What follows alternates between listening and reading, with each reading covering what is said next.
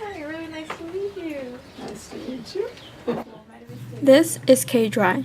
She serves on the board of Beyond Nuclear, an organization fighting to eliminate nuclear power and nuclear weapons, located in Washington, D.C. Fighting against nuclear power for over 4 decades, Drey is frequently referred by the media, government officials, and the public on the issue of West Lake Landfill. However, she considers herself more of a successful filing clerk.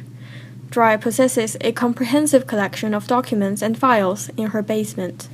Her fight against nuclear contamination at the West Lake Landfill started with a phone call in 1979 from a Catholic nun. A really neat nun was sitting on an airplane and talked next to a physicist.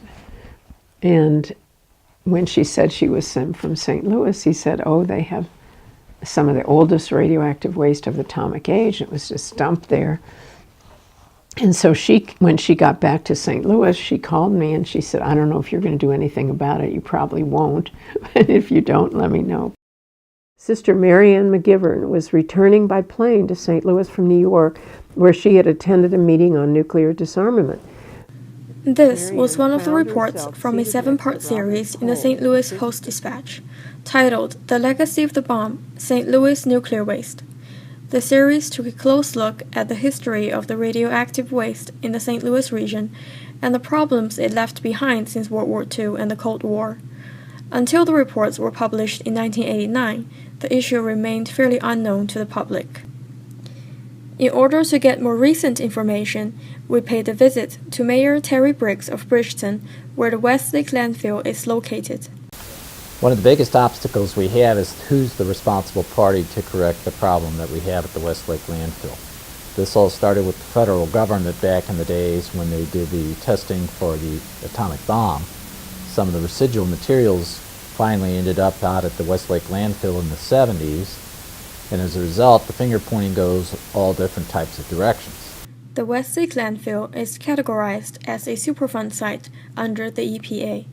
Not only cleaning up contaminated land, the Superfund program also manages environmental emergencies, oil spills, and natural disasters. FUSRAP is a program under the U.S. Army Corps of Engineers. It is responsible for managing low-level radioactive nuclear residues from the development of nuclear weapons by the Manhattan Engineer District and the Atomic Energy Commission. Both Briggs and Drey agreed it is FUSRAP's responsibility to provide remediation and manage contaminants left at the West Lake Landfill. Realizing this, the state of Missouri introduced 2 bills to the Congress requiring to transfer responsibilities from the EPA to the U.S. Corps of Engineers. However, the process wasn't as smooth as hoped.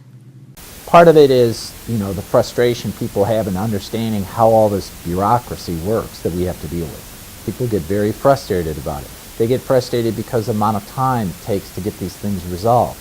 They also don't realize that just because you have one official say this, it may take an action of Congress to get the money. Like in this case of FUSRAP, we want to transfer it over to the U.S. Army Corps of Engineers, and that takes legislation, and that's great. But then in addition to that, it takes an appropriation to make its way through Congress to appropriate money to actually address the issue. Besides dealing with the complexity of the bureaucracy, threats to the environment and possible health hazards from the contamination also need to be addressed. It can't be left there. What I've been mostly worried about is that West Lake Landfill is in the floodplain of the Missouri River, and then that goes into the Mississippi. My main concern is about the drinking water and emissions to the air. If there were to be a big flood in the Missouri River, it could reach the landfill, and the ground, it's in contact with the groundwater. These materials would go into the river, and they probably are already. And that it couldn't be in a worse location, and it just must be removed. However, it is impossible to remove contaminants anytime soon. Therefore, the officials of Bridgeton tried to approach this in another way: evacuate the residents. But new issues arose. I've talked to a few people out in the areas, and some people say, I don't want to move, I'm going to stay. Then I've got other people say, I want bought out. 2 years ago, I would want to butt out. That's fine, but the issue that we have in the city is, what are you going to do if somebody wants bought out? Are you going to leave the house vacant? Are you going to razz the house, raise it, get rid of it? City of Bridgeton years ago went through a process where a third of the city's residential properties was purchased for expansion of the airport.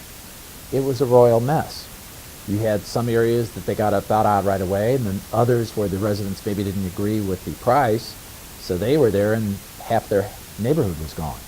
Those are some of the issues that I think need to be thought through. You know, our hope is that we resolve this issue once and for all. That's the whole intent, is to try and resolve the issue to the satisfaction of the residents of the area, to the environmental community that's around here, as well as to our residents and to our businesses. We resolve it, and then they can get on with their lives, and that's the number one goal that we have. With all these obstacles and barriers ahead, it is going to be an arduous process for the issue at West Lake Landfill to be finally resolved.